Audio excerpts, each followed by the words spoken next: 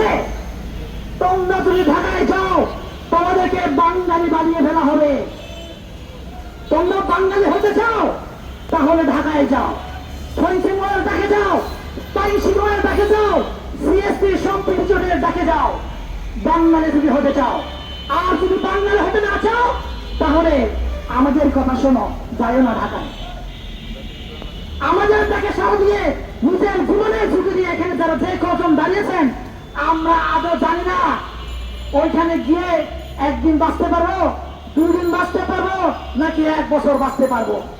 আমাদেরকে গুম করে ফেলা হবে নাকি আমাদেরকে গুলি করে ব্রাশ ফায়ার করা হবে আমাদের তা জানা নেই।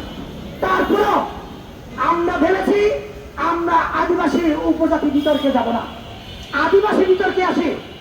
আমার পার্শ্ববর্তী রাষ্ট্র ভারত, সেই ভারতে সন্তুলার নাগরিক, সন্তুলার জানেন আপনার কোন দেশের নাগরিক? ভারতের নাগরিক।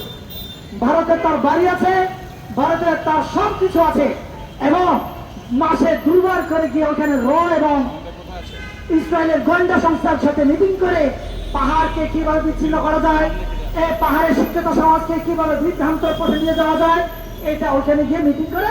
আর এখানে এসে চাঁদার টাকায় এখানে আপনার মুরগিকে খাওয়ার ছেদারের মতো করে কিছু ছিটিয়ে অনেক আপনার মেইন স্ট্রিমের জাতির বাইরে অনেকগুলো জাতি রয়েছে, তাদের কি আদিবাসী বলা অনেকে আদিবাসী বলে? ভারত কি জাতিসংঘে সে আইএলও কনভেনশনে সাইন করেছে? করে নাই। পাকিস্তান করে নাই, চীন করে নাই, আমেরিকা করে নাই, অস্ট্রেলিয়া করে নাই। তাহলে আমাদের এখানে আমাদেরকে কেন সেই আদিবাসী বানিয়ে ওরা আমাদের পরিচয়কে মুছে ফেলতে চায়? জাতিসংঘ যদি একান্তই আমাদেরকে, আমার জাতিকে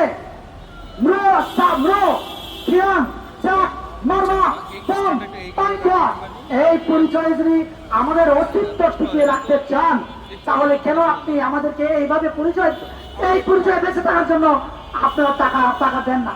আপনারা কেন ফান্ডিং করেন না? আপনারা কেন ফান্ডিং করেন আমাকে আদিবাসী হিসেবে বানিয়ে ফেলার জন্য?